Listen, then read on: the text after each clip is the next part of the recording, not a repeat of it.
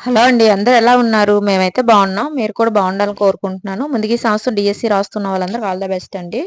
అందరూ కూడా ఎగ్జామ్ బాగా రాయాలి. మంచి మార్క్స్ రావాలని కోరుకుంటున్నాను. ఈరోజు టాపిక్ ఏంటంటే మనకి తెలుగు మెథడాలజీ అండి. అది సిక్స్త్ లెసన్ అవుతుంది. సిక్స్త్ లెసన్‌కి సంబంధించి ఆల్రెడీ 2, 3 వీడియోలు చేశాను. ఒకసారి చెక్ చేయండి మన ఛానల్‌లో. అలాగే మనకి మెథడాలజీలో first lesson, second, third, fourth, fifth lessons అనేవి కంప్లీట్ అయ్యాయి మెథడాలజీకి సంబంధించి. ఇప్పుడు మనకు సిక్స్త్ లెసన్ అవుతుంది. అది కూడా నిన్న చెప్పిన వీడియోకి కంటిన్యూషన్ అండి. సిక్స్త్ లెసన్‌కి సంబంధించి నేను వీడియోస్ చేశాను. దాని కంటిన్యూషన్ ఈరోజు చెప్పడం జరుగుతుంది. అలాగే మన ఛానల్‌లో మనకి కంటెంట్ అనేది కంప్లీట్ చేయడం జరిగిందండి. కంటెంట్ అనేది కంప్లీట్ అయిపోయింది మన ఛానల్‌లో తెలుగు కంటెంట్ అనేది. కంటెంట్ అంటే ఓన్లీ తెలుగు కంటెంట్ మాత్రమే కంప్లీట్ అయింది. ఒకసారి మన ఛానల్‌లో చెక్ చేయండి. అది లెసన్ వైస్ ప్రతి క్లాస్‌లోని లెసన్ వైస్ చెప్పామండి. టెక్స్ట్ బుక్ చూడవలసిన అవసరం లేదు. అన్ని లెసన్స్ కూడా మనం కవర్ చేయడం జరిగింది. ఒకసారి చెక్ చేయండి మన ఛానల్‌లో ఉంటాయి. చాలా ఇంపార్టెంట్ బిట్స్ ఉంటాయి. అలాగే మన ఛానల్‌లో డీఎస్సీకి సంబంధించి ఒక ప్లేలిస్ట్ ఉంటుందండి. GDS channel DSC bits. GDS channel DSC bits అని ఒక ప్లేలిస్ట్ ఉంటుంది. అది ఒకసారి ఓపెన్ చేయండి. అందులో మనకి చాలా ఇంపార్టెంట్ బిట్స్ అనేవి వీడియోస్ చేశాను. ఒకసారి చెక్ చేయండి. ఈరోజు టాపిక్ ఏంటి తెలుసు కదండీ! మనకి మెథడాలజీకి సంబంధించి బిట్స్ అనేవి చెప్తున్నాము.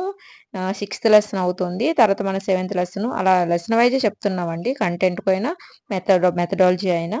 నేను కొన్ని వీడియోస్ డిస్క్రిప్షన్‌లో పెడతాను. ఒకసారి చెక్ చేయండి. వీడియో మాత్రం స్కిప్ చేయకుండా మొత్తం చూడండి. చాలా ఇంపార్టెంట్ బిట్స్. నిన్న వీడియో చూస్తేనే ఈరోజు మీకు అర్థమవుతుందండి. నిన్న వీడియో చూసాక ఇది చూడండి. మీకు అర్థమవుతుంది. ఓకే అండి. ఒకసారి వీడియో మాత్రం లైక్ చేయండి. సపోర్ట్ చేయండి. ఓకే అండి. టాపిక్‌లోకి వెళ్దాము. లెసన్ పేరేంటంటే మనకి బోధనా పద్ధతులు, బోధన అభ్యసన ప్రక్రియల నిర్వహణ. బోధనా పద్ధతులు, బోధన అభ్యసన ప్రక్రియల నిర్వహణ. మళ్ళీ చెప్తున్నాను ఒకసారి చూడండి. నిన్న చెప్పిన వీడియోకి కంటిన్యూషన్. ఓకే అండి. చూడండి. అందులో వ్యాకరణ బోధన గురించి చెప్పుకుందాం. బోధన అభ్యసన పద్ధతుల్లోని మనకి వ్యాకరణ బోధన గురించి చెప్పుకుందాము. సంస్కృత భాషలో వ్యాకరణం శబ్దానికి ఉన్న అర్థం వా వాక్రే వ్యాక్రియంతో శబ్దం అననే ఇది వ్యాకరణం అని. అలాగే వ్యాకరణ శబ్దాలను ఎలా విభజిస్తుందంటే ప్రకృతి ప్రత్యయం. వ్యాకరణం శబ్దాలను ఎలా విభజిస్తుంది అంటే ప్రకృతి ప్రత్యయం. అలాగే గ్రీకు భాషలో వ్యాకరణం అనే అర్థం ఇచ్చే పదం ఏంటంటే గ్రామర్ అండి. గ్రీకు భాషలో వ్యాకరణం అనే అర్థం ఇచ్చే పదం గ్రామరు. అలా గ్రామర్ అంటే అర్థం లిఖితాక్షరం అండి. గ్రామర్ అంటే అర్థం ఏంటండి? లిఖితాక్షరం. అలాగే గ్రామర్ అనేది గ్రాఫిన్ అనే క్రియ నుంచి ఏర్పడింది. గ్రామర్ అనే పదం గ్రాఫిన్ అనే క్రియ నుంచి ఏర్పడింది. అలాగే గ్రాఫిన్ అంటే గీయడం, రాయడం అని అర్థం. గ్రాఫిన్ అంటే ఏంటండి? గీయడం, రాయడం అని అర్థం. అలాగే శబ్దాలను శాసించేది వ్యాకరణం అని పాణిని తన అష్టాధ్యాయిలో పేర్కొన్నాడు. శబ్దాలను శాసించేది వ్యాకరణం అని పాణిని తన అష్టాధ్యాయిలో పేర్కొన్నాడు. మనకి మనోవైజ్ఞానిక శాస్త్రాన్ని దృష్టిలో ఉంచుకొని బోధించే వ్యాకరణ పద్ధతి ఏంటంటే అనుమానోపపత్తి పద్ధతి. మనోవైజ్ఞానిక శాస్త్రాన్ని దృష్టిలో ఉంచుకొని బోధించే వ్యాకరణ పద్ధతి అనుమానోపపత్తి పద్ధతి. అలాగే వ్యాకరణ గ్రంథాల ఆధారంగా సంప్రదాయ జ్ఞానాన్ని వాచకాలలోని ప్రయోగాలతో అనుసంధానం చేయడం ద్వారా వ్యాకరణ నియమాలను నేర్చుకునే పద్ధతి అనుసంధాన పద్ధతి. వ్యాకరణ గ్రంథాల ఆధారంగా సంప్రదాయ జ్ఞానాన్ని వాచకాలలోని ప్రయోగాలతో అనుసంధానం చేయడం ద్వారా వ్యాకరణ నియమాలు నేర్పుకునే పద్ధతి అనుసంధాన పద్ధతి. అలాగే మనకి పద్య పాఠాలను బోధించేటప్పుడు ప్రాసంగికంగా అందులోని వ్యాకరణ అంశాలను బోధించడం ప్రాయోగిక పద్ధతి. చూడండి, గద్య పాదాలను బోధించేటప్పుడు ప్రాసంగికంగా అందులోని వ్యాకరణ అంశాలు బోధించడం మనకి ప్రాయోగిక పద్ధతి అవుతుంది. వ్యాకరణ బోధన పద్ధతిలో సోపానాలు ప్రవేశం, శీర్షిక ప్రకటనం, ప్రదర్శనం, పునర్విమర్శ, గైహికం అండి. వ్యాకరణ బోధన పద్ధతిలో సోపానాలు చూడండి, చాలా ఇంపార్టెంట్ ఇవి. నిన్న వీడియోస్ కూడా చెప్పాను. చాలా ఇంపార్టెంట్ బోధనా పద్ధతులు. దేనికి ఏ సోపానాలనేవి కూడా చెప్పడం జరిగింది. వ్యాకరణ బోధనా పద్ధతిలో సోపానాలు ఫస్ట్‌ది ప్రవేశం, రెండోది శీర్షిక ప్రకటన, మూడోది ప్రదర్శన, 4 పునర్విమర్శ, 5వది గైహికం అండి. ఇవన్నీ కూడా వ్యాకరణ బోధనా పద్ధతిలోని సోపానాలు.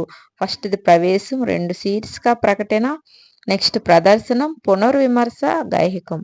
అలాగే భాషలో రచనకు పునాది అయితే భాషణం రచనకు పునాది అయితే ఆ పునాదిపై నిర్మించిన అద్భుత భవనం ఏంటంటే లేఖనం. చాలా ఇంపార్టెంట్ అండి. భాషణం రచనకు పునాది అయితే ఆ పునాదిపై నిర్మించిన అద్భుత భవనం లేఖనం అవుతుంది. లేఖలు 2 రకాలండి. ఒకటి వ్యక్తిగత లేఖలు, సాంఘిక లేఖలు, వ్యాపార లేఖలు. లేఖలు రకాలు చూడండి. వ్యక్తిగత లేఖలు ఉంటాయి, సాంఘిక లేఖలు ఉంటాయి, వ్యాపార లేఖలు కూడా ఉంటాయి. 3 రకాలుగా ఉంటాయన్నమాట. అలాగే విద్యార్థులు వ్యక్తిగత విషయాలకు సంబంధించి రాసే లేఖలు వ్యక్తిగత లేఖలు అవుతాయి. విద్యార్థులు వ్యక్తిగత విషయాలకు సంబంధించి రాసే లేఖలు ఏమవుతాయంటే వ్యక్తిగత లేఖలు అనేవి అవుతాయన్నమాట. అలాగే విద్యార్థులు చుట్టూ ఉన్న సమాజంలోని వ్యక్తులకు, సంస్థలకు, కార్యాలయాలకు రాసే లేఖలు సాంఘిక లేఖలు అవుతాయన్నమాట. విద్యార్థులు వ్యక్తిగతంగా విషయాలకు సంబంధించి రాసే విషయాలు వ్యక్తిగత లేఖలు. అలాగే విద్యార్థులు చుట్టూ ఉన్న సమాజంలోని వ్యక్తులకు, సంస్థలకు, కార్యాలయాలకు రాసే లేఖలు సాంఘిక లేఖలు. అలాగే విద్యార్థులకు సంబంధించిన పుస్తకాల కొరకు, ఇతర వస్తువుల కొరకు రాసే లేఖలు వ్యాపార లేఖలు. ఇవి 3 రకాలు ఈ విధంగా ఉంటాయండి. బిట్స్ ఖచ్చితంగా వస్తాయండి. ఒకసారి చెక్ చేయండి. విద్యార్థులు వ్యక్తిగత విషయాలకు సంబంధించి రాసే లేఖలు వ్యక్తిగత లేఖలు. విద్యార్థుల చుట్టూ ఉన్న సమాజంలో వ్యక్తులకు, సంస్థలకు, కార్యాలయాలకు రాసే లేఖలు సాంఘిక లేఖలు. విద్యార్థులకు సంబంధించి పుస్తకాల కొరకు, ఇతర వస్తువుల కొరకు రాసే లేఖలు వ్యాపార లేఖలు. లేఖ రచన బోధనా పద్ధతులు అనుకరణ పద్ధతి, ప్రశ్నోత్తర పద్ధతి, చర్చా పద్ధతి. చూడండి లేఖ రచన బోధనా పద్ధతులు చూడండి. అనుకరణ పద్ధతి 1, ప్రశ్నోత్తర పద్ధతి, చర్చా పద్ధతి. ఉపాధ్యాయుడు లేఖ రచన పద్ధతిపై, రచన నియమాలపై విద్యార్థులను ప్రశంసిస్తూ ఆ సమాధానాలను రాబడుతూ లేఖ రచన ఏర్పడాన్ని మనకు ప్రశ్నోత్తర పద్ధతి అని అంటాము. ప్రశ్నోత్తర పద్ధతి అని అంటాము. అలాగే లేఖ రచన బోధనా సోపానాలు ఏంటి? ఇక్కడ చూడండి చాలా ఇంపార్టెంట్. లేఖ రచన బోధనా సోపానాలు ఫస్ట్‌ది మనకి ప్రవేశం, రెండోది ప్రదర్శన, మూడోది పునర్విమర్శ, 4వది గైహికం. ఇవి మనకి లేఖ రచన బోధనా సోపానాలు.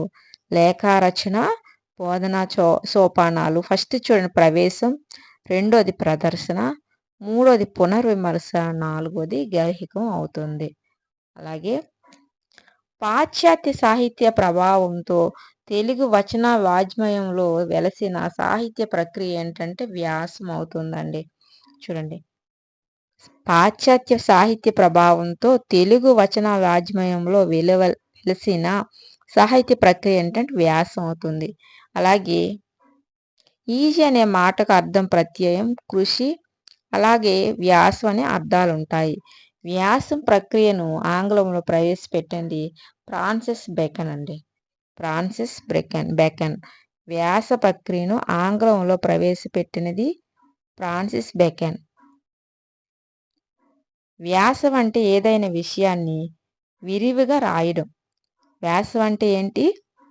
వ్యాసం అంటే ఏంటంటే ఏదైనా విషయాన్ని విరివిగా రాయడం అంటే శబ్ద రత్నాకరం.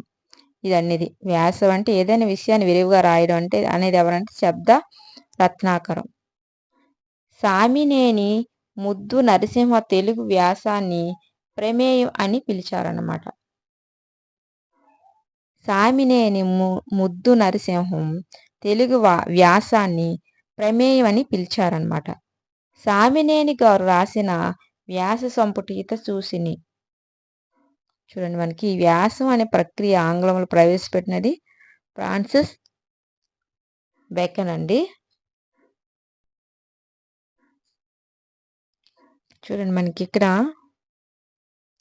వ్యాస ప్రక్రియ ఆంగ్లంలో ప్రవేశపెట్టింది మనకి ఇక్కడ ఎవరంటే ఫ్రాన్సిస్ బెకన్ అవుతాడు. వ్యాసం అంటే ఏదైనా విషయాన్ని విరివిగా రాయడం అనేది శబ్దరత్నాకరం.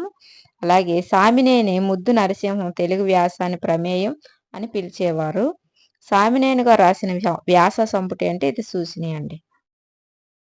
నెక్స్ట్ పరవస్తు వెంకట రంగాచార్యులు తన వ్యాసాలకు పెట్టిన పేరు ఏంటంటే సంగ్రహములు.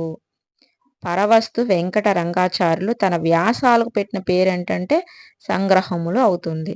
అలాగే కిలాంబి రామానుజాచార్యులు బెకన్ బెకన్ వ్యాసముగా తెలుగులో అనువదించారు. కిలాంబి రామానుజాచార్యులు బెకన్ ఎస్ఎస్సిను బెకన్ వ్యాసముగా తెలుగులో అనువదించారు. 1910లో వ్యాసం అనే పదాన్ని ప్రయోగించినది గురజాడ వెంకటప్పారావు గారు. గురజాడ అప్పారావు గారు అండి. 1910లో వ్యాసం అనే పదాన్ని ప్రయోగించినది గురజాడ అప్పారావు గారు. నెక్స్ట్ కవికి గీటురాయి గద్యం అయితే పద్యానికి గీటురాయి వ్యాసం అని అన్నది ఎవరంటే ఆచార్య రామచంద్ర శుక్ల అండి. కవికి గీటురాయి గద్యం అయితే గద్యానికి గీటురాయి వ్యాసం అని అన్నది ఆచార్య రామచంద్ర శుక్ల అండి. అలాగే వ్యాసంలో ప్రధానంగా ఉండే విషయాలు ఉపోద్ఘాతం, వ్యాస విషయ వివరణ, ముగింపు. ఇవి వ్యాసంలో ప్రధానంగా ఉండే విషయాలు. ఇక్కడ మరొకసారి చెప్పుకుందాం చూడండి. పరమస్తు వెంకట రంగాచార్యులు తన వ్యాసాలకు పెట్టిన పేరు సంగ్రహములు. కిలాంబి రామానుజాచార్యులు బెకన్ ఎస్ఎస్ను బెకన్ వ్యాసంగా తెలుగులో అనువదించారు. 1910లో వ్యాసం అనే పదాన్ని ప్రయోగించినది గురజాడ అప్పారావు గారు.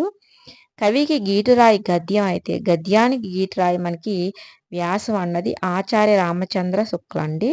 వ్యాసంలో ప్రధానంగా ఉండే విషయాలు ఏంటంటే ఉపోద్ఘాతం, వ్యాస విషయ వివరణ, ముగింపు. అలాగే వాచకాలు క్షుణ్ణ పఠనానికి ఉపకరిస్తే ఉపవాచకాలు విస్తార పఠనానికి దోహదపడతాయి. ఇక్కడ చూడండి, వాచకాలు ఏంటండి క్షుణ్ణ పఠనానికి ఉపయోగపడితే మనకి ఉపవాచకాలు అనేవి విస్తార పఠనానికి ఉపయోగపడతాయి. అలాగే ఉపవాచకం విద్యార్థుల్లో స్వయం కృషిని, ఆత్మవిశ్వాసాన్ని పెంపొందిస్తాయి. ఉపవాచకాలు అనేవి విద్యార్థుల స్వయం కృషికి, ఆత్మవిశ్వాసాన్ని పెంపొందిస్తాయి. ఇవి విస్తార పఠనానికి దోహదపడతాయి ఉపవాచకాలు. అలాగే వాచకాలు అనేవి క్షుణ్ణ పఠనానికి ఉపకరిస్తాయి. నెక్స్ట్ ఉపవాచకాలను సహాయ పుస్తకాలని, గౌణ వాచకం అని, పురాణ వాచకం అని, విస్తారపట్న వాచకం అని పిలుస్తారనమాట. ఉపవాచకాలకి ఇంకో పేరేంటి చూడండి, సహాయ పుస్తకాలు, గౌణ వాచకం, పురాణ వాచకం, విస్తారపట్న వాచకం. ఇవన్నీ కూడా మనకి ఉపవాచకాలకి మరొక పేరు. నెక్స్ట్ గైహికం అంటే ఇంటి పని. గైహికం అంటే ఏంటమ్మా? ఇంటి పని. గైహికం అంటే ఇంటి పని. నెక్స్ట్ ద్వితీయ భాషగా తెలుగును బోధించే పాఠ్యాంశాల్లో సాంస్కృతిక, సామాజిక అంశాలు ఉండాలి. ద్వితీయ భాషగా తెలుగును బోధించే పాఠ్యాంశాల్లో సాంస్కృతిక, సామాజిక అంశాలు ఉండాలన్నమాట. ద్వితీయ భాషగా తెలుగును నేర్పేటప్పుడు పదక్రీడలు ఆధారంగా విద్యార్థుల పదజాలం పెంచాలి. ద్వితీయ భాషగా తెలుగును నేర్పేటప్పుడు పదక్రీడల ఆధారంగా విద్యార్థుల్లో పదజాలం పెంచాలి. అలాగే ద్వితీయ భాషగా తెలుగు బోధన పద్ధతులు ఏంటంటే ప్రత్యక్ష పద్ధతి, భాషాంతరీకరణ పద్ధతి, సన్నివేశ పద్ధతి, సంభాషణ పద్ధతి, వాక్య చట్రాల పద్ధతి. ఇవన్నీ కూడా ద్వితీయ భాషగా తెలుగు బోధన పద్ధతులు. ద్వితీయ భాషగా తెలుగు బోధనా పద్ధతులు ఏంటంటే ప్రత్యక్ష పద్ధతి, భాషాంతరీకరణ పద్ధతి, సన్నివేశ పద్ధతి, సంభాషణ పద్ధతి, వాక్య చట్రాల పద్ధతి. ద్వితీయ భాషగా తెలుగు నేర్చుకునే వారికి ప్రధానంగా ఏ నైపుణ్యాన్ని పెంపొందించాలంటే భాషణ నైపుణ్యాన్ని మనం పెంపొందించాలి. ద్వితీయ భాషగా తెలుగును నేర్చుకునే వారికి ప్రధానంగా మనకి భాషణ నైపుణ్యాన్ని పెంపొందించాలి. అలాగే మనకి ఈ లెసన్కి సంబంధించి బిట్స్ అనేవి ఏ విధంగా వస్తాయి అంటే మనకి బిట్స్ ఏ విధంగా రావచ్చు అని మనకి కొన్ని ఉదాహరణలు ఇచ్చాడు, అవి ఒకసారి చూద్దాం. ఓకే అండి, ఫస్ట్ చూడండి. పాఠశాల ఒక తోట, దానిలోని బాలబాలికలు మొక్కలు, ఆ మొక్కలకు నీరు అందించే పోషించే తోటమాలే ఉపాధ్యాయుడు. ఇది కిండర్ గార్డెన్ పద్ధతి అని నిర్వచించినది ఎవరు? పాఠశాల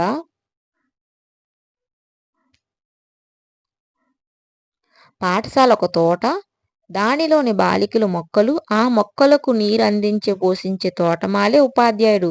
ఇది కిండర్ గార్డెన్ పద్ధతి నిర్వచించింది ఎవరని అడుగుతున్నారు. ఫస్ట్ ఆప్షన్ చూడండి ప్రోబెల్, 2 గిజుబాయ్, 3 మాంటిసోరీ, 4 కాలరిడ్జ్. నలుగురులో ఎవరని అడుగుతున్నారండి. మనకి ఆప్షన్ 1 అండి ప్రోబెల్. ఈ విధంగా నిర్వచించింది ఎవరండి? ప్రోబెల్ అండి. అలాగే మాంటిసోర్ పద్ధతిలో విద్యను అభ్యసించే పిల్లల వయసు పరిమితి ఎంత?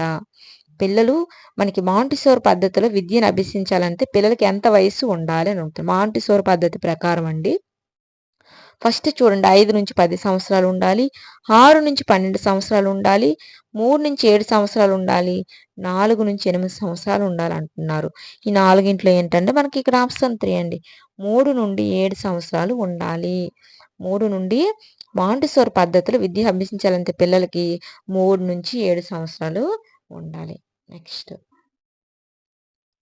విద్యార్థులు చేతి పనులు చేయడం, వెలలేని వెల తక్కువ గల వస్తు సామగ్రితో బోధనోపకరణాలను, నమూనాలను, ఆకృతులను సిద్ధం చేయడం ఏమవుతుంది? విద్యార్థుల చేత పనులు చేయడం, వెలలేని వెల తక్కువ గల వస్తు సామగ్రితో బోధనోపకరణాలను, నమూనాలను, ఆకృతులను సిద్ధం చేయడం ఏంటని అడుగుతున్నారు. ఫస్ట్ చూడండి శోధనా కృత్యాలు, నిర్మాణ కృత్యాలు, ప్రదర్శన కృత్యాలు, సాధారణ కృత్యాలు. ఈ నాలుగింట్లో ఏంటంటే మనకి ఇక్కడ ఆప్షన్ 2 అండి నిర్మాణ కృత్యాలు అవుతాయండి. విద్యార్థులు చేతి పనులు చేయడం, వెలలేని వెల తక్కువ గల వస్తు సామగ్రితో బోధన ఉపకరణాలు, నమూనాలను, ఆకృతులను చేయడం మనకి నిర్మాణ కృత్యాల కింద వస్తుంది. అలాగే అందరికీ విద్యను అందించాలని మన రాజ్యాంగంలో ఏ ఆర్టికల్ చెబుతుంది? అందరికీ విద్య అందించాలి. పేద, రోదా, కులమత భేదం లేకుండా అందరికీ విద్యను అందించాలని మనకి ఏ ఆర్టికల్ చెబుతుందని అడుగుతున్నారు. ఫస్ట్ ఆప్షన్ చూడండి 42వ ఆర్టికల్, రెండోది 46వ ఆర్టికల్, 3 48వ ఆర్టికల్, 4 45వ ఆర్టికల్. ఈ నాలుగింట్లో ఏంటంటే మనకి ఇక్కడ ఆప్షన్ 4 అండి 45వ ఆర్టికల్ అండి. అందరికి విద్యను అందించాలని మన రాజ్యాంగంలో 45వ ఆర్టికల్ చెబుతుంది. చర్చా పద్ధతిని ఏ బోధనలో ఉపయోగించవచ్చు? చర్చా పద్ధతిని ఏ బోధనలో ఉపయోగించవచ్చు అని అడుగుతున్నారు. ఫస్ట్ ఆప్షన్ చూడండి ఉపవాచకం, వ్యాస బోధన, రెండోది వ్యాస బోధన, వ్యాకరణ బోధన, 3 నాటక బోధన, సంభాషణ బోధన, 4 ఏకాంకిక కాథానిక పద్ధతి. ఏ పద్ధతిలో మనకి చర్చా పద్ధతిని వాడుతామని అంటున్నారు. మనకి ఇక్కడ ఆప్షన్ 1 అండి ఉపవాచకం, వ్యాస బోధన. ఉపవాచకం, వ్యాస బోధన అండి. చర్చా పద్ధతిని మనకి ఉపవాచక, వ్యాస బోధన పద్ధతిలో ఉపయోగించవచ్చు. నెక్స్ట్ కవియేతితే కవిం తస్య కర్మ కావ్యం వర్ణించిన వాడు కవి, అతని కర్మ కావ్యం అని నిర్వచించినది ఎవరని అడుగుతున్నారు. ఫస్ట్ విశ్వనాథుడు, విద్యాధరుడు, క్షేమేంద్రుడు, కుంతకుడు. నాలుగింట్లో ఏంటంటే మనకి ఇక్కడ ఆప్షన్ 2 అండి విద్యాధరుడు. నెక్స్ట్ పద్యాన్ని బోధించే ఉపాధ్యాయుడికి ఉండవలసిన ముఖ్య లక్షణం ఏంటి? పద్యాలు చెప్పే ఉపాధ్యాయుడికి ముందుగా ఉండవలసిన లక్షణం ఏంటని అడుగుతున్నారు. ఫస్ట్ ఛందస్సు మీద పట్టు, పద్య పఠించే నేర్పు, అలాగే రసాస్వాదన, భాషపై అవగాహన. ఈ నాలుగింట్లో ఏంటని అడుగుతున్నారు. మనకి ఇక్కడ ఆప్షన్ 3 అండి రసాస్వాదన అండి. పద్యాన్ని బోధించే ఉపాధ్యాయుడికి ఉండవలసిన ముఖ్య లక్షణం రసాస్వాదన. నెక్స్ట్ బోధించాల్సిన విషయాన్ని వివిధ ఉపసోపానాల ఆధారంగా బోధించే సోపానం ఏది? బోధించాల్సిన విషయాన్ని వివిధ ఉపసోపానాల ఆధారంగా బోధించే సోపానం ఏదని అడుగుతున్నారు. ఫస్ట్ చూడండి ప్రవేశం, 2 ప్రదర్శన, 3 పునర్విమర్శ, 4 గైహికం. ఈ నాలుగింట్లో బోధించాల్సిన విషయాన్ని వివిధ సోపానాల ఆధారంగా బోధించే సోపానం ఏదని అడుగుతున్నారు. మనకి ఇక్కడ ఆప్షన్ 2 అండి ప్రదర్శన అవుతుంది. ఏమవుతుందండి? ప్రదర్శన అవుతుంది. నెక్స్ట్ కథలోని విభిన్న పాత్రలో ఉపాధ్యాయుడు పరకాయ ప్రవేశం చేసి పాత్రోచితంగా మాట్లాడుతూ కథనం చేస్తూ బోధించే పద్ధతి ఏది? కథలోని విభిన్న పాత్రలో ఉపాధ్యాయుడు పరకాయ ప్రవేశం చేసి పాత్రోచితంగా మాట్లాడుతూ కథనం చేస్తూ బోధించే పద్ధతిని అడుగుతున్నారు. ఫస్ట్ చూడండి ప్రవచన పద్ధతి, 2 కథాకథన పద్ధతి, 3 చర్చా పద్ధతి, 4 సంభాషణ పద్ధతి. ఈ నాలుగింట్లో ఏంటంటే మనకు ఆప్షన్ 2 అండి. మనకి ఆప్షన్ 2 కథాకథన పద్ధతి అవుతుందండి. కథలోని విభిన్న పాత్రలు ఉపాధ్యాయుడే ప్రవే అంటే పరకాయ ప్రవేశం చేసి ఆ క్యారెక్టర్‌లు తగ్గట్టుగా అంటే క్యారెక్టర్స్ ఉంటాయి కదండీ! వాటికి తగ్గట్టు చేయడాన్ని మనకి కథాకథన పద్ధతి అంటాము. అలాగే భాషలో ఒక పద ప్రయోగం సాధువో, అసాధువో సహేతుకంగా తెలిపేది ఏంటి? భాషలో ఒక పద ప్రయోగం సాధువో, అసాధువో సహేతుకంగా తెలిపేది ఏంటని అడుగుతాను. ఫస్ట్ చూడండి వ్యాకరణం, రెండోది ఛందస్సు, 3 సంధి పరిజ్ఞానం, మూడోది భాషా జ్ఞానం. ఈ నాలుగింట్లో ఏంటంటే మనకు ఆప్షన్ 1 అండి వ్యాకరణం. భాషలో ఒక పద ప్రయోగం సాధువో, అసాధువో సహేతుకంగా తెలిపేది వ్యాకరణం. నెక్స్ట్ భాషను రచనకు పునాది అయితే ఆ పునాదిపై నిర్మించిన అద్భుత భవనం ఏది? భాషను రచనకు పునాది అయితే ఆ పునాదిపై నిర్మించిన అద్భుత భవనం ఏదని అడుగుతున్నారు. మనకి ఇక్కడ 4 ఆప్షన్ ఇచ్చారు. అందులో పఠనం, రెండోది శ్రవణం, మూడోది లేఖనం, నాలుగోది భాషణం. ఈ నాలుగింట్లో ఏంటంటే మనకి ఇక్కడ ఆప్షన్ 3 అండి లేఖనం. భాషను రచనకు పునాది అయితే ఆ పునాదిపై నిర్మించిన అద్భుత భవనం లేఖనం అవుతుంది. నెక్స్ట్ పాశ్చాత్య పాశ్చాత్య సాహిత్య ప్రభావంతో తెలుగు వచన వాజ్మయంలో వెలిసిన సాహిత్య ప్రక్రియ ఏది? పాశ్చాత్య సాహిత్య ప్రభావంతో తెలుగు వచన వాజ్మయంలో వెలసిన సాహిత్య ప్రక్రియ ఏదని అడుగుతున్నారు. మనకి ఇక్కడ ఫస్ట్ చూడండి కథ, రెండోది పీఠిక, మూడోది వ్యాసం, నాలుగోది లేఖ. ఈ నాలుగింట్లో ఏంటంటే మనకి ఇక్కడ